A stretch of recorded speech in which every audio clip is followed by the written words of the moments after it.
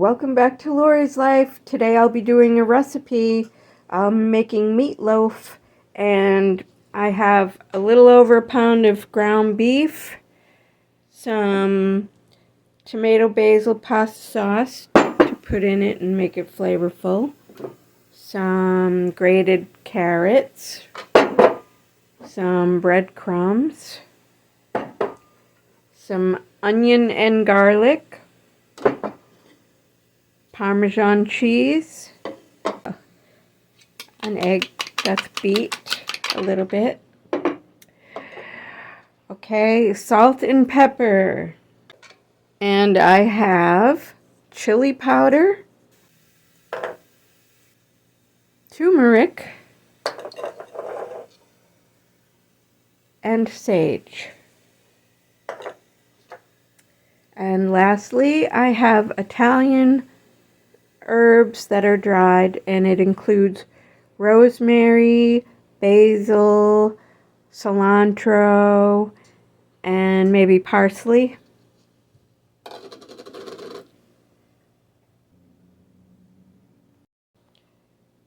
So I've washed my hands and I'm removing my jewelry, my beautiful Timu ring, that's moonstone, and a bracelet, because these dangly things will most likely get in the mixture as I'm stirring it or mixing it up with my hands. FYI, if you're buying one of these do get caught in things and could be potentially dangerous. I was shutting the vegetable drawer in my fridge and one got stuck in it. So imagine what would happen if that got stuck, say, in a car door. You'd have to think quick and get it off really quick. So, yeah, I try not to use it while I'm cleaning, too.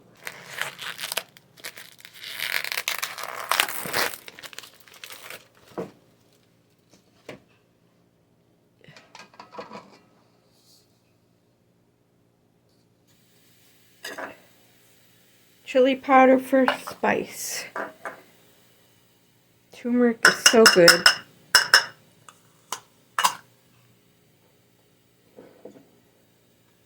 This is a trick I learned when I lived with when I was a live-in nanny. The family used to ground up carrots and put it in their meatloaf.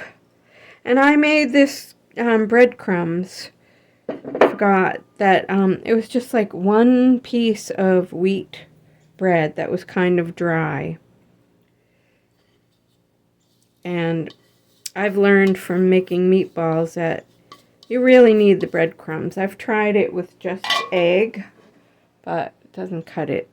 So this is just a couple of garlic cloves and half an onion, like a medium-sized onion.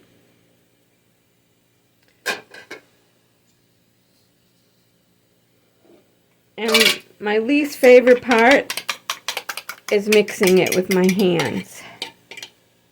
Yeah, I don't like that.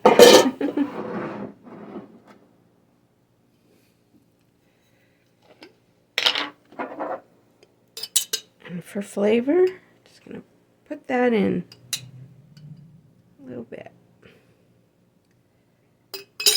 I've seen a video where somebody takes barbecue sauce and adds it at the very end.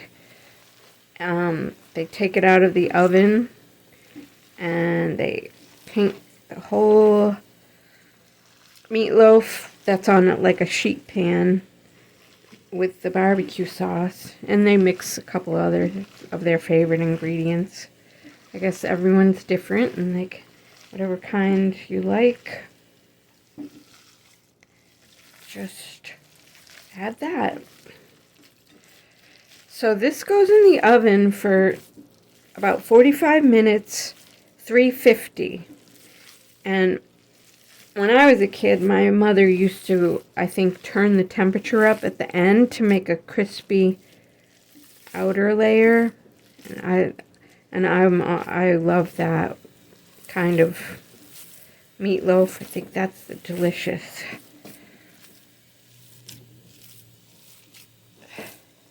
I could use these and make meatballs too, but I'm in the mood for meatloaf. So I'm just using a small bread pan, and it will be just fine. It's going to shrink as well, you know, as the grease and liquids come out.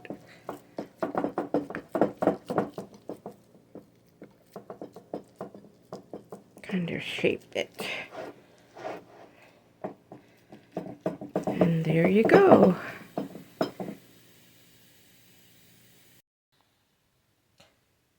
The oven's all preheated.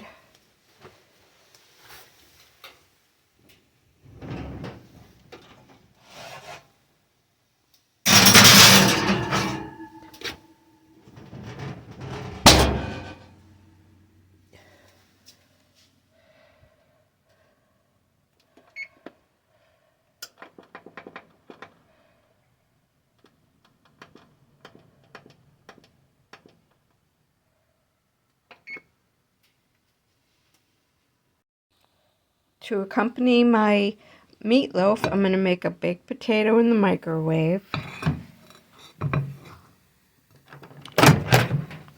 Oops.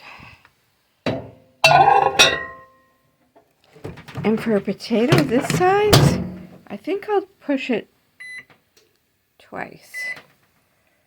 And then I leave the room.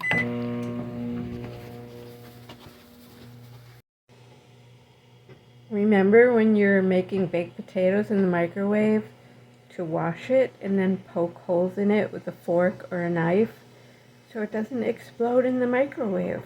It's popping in there like popcorn. So you want to test your potato to see if it's done. If the fork goes in easy, that means it's done. So that doesn't go in easy. I was right, because it still has about 3 minutes left.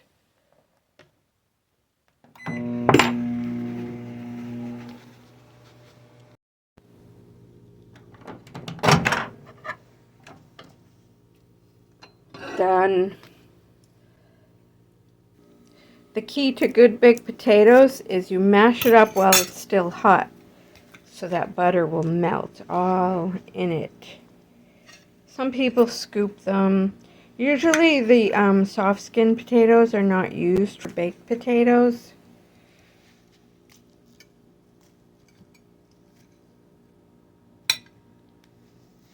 So I do some squishing right on the plate. This seems like enough for 2. So I'm just gonna put salt, pepper, and butter and let it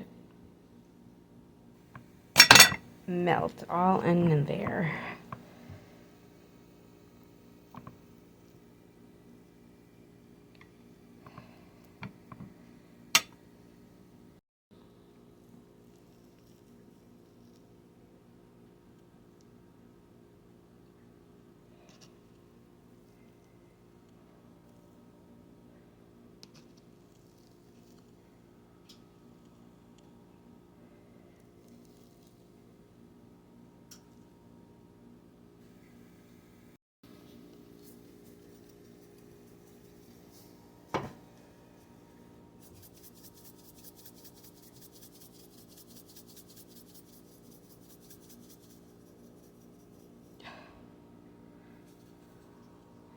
We'll let that melt.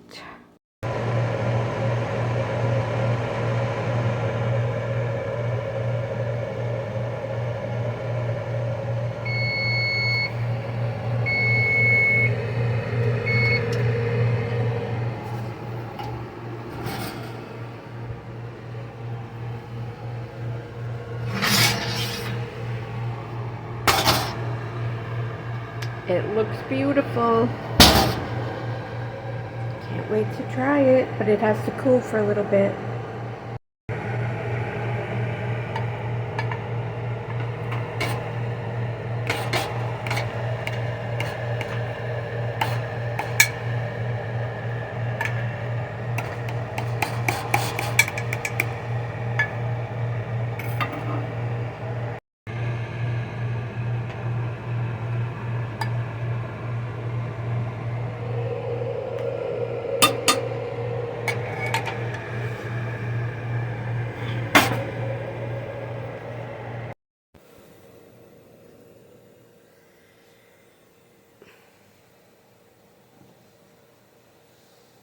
So it's done, and I'm having an early lunch.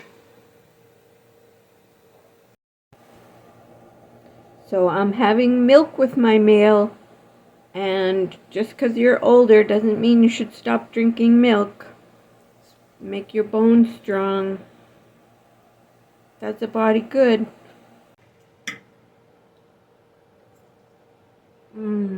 It's moist and very good.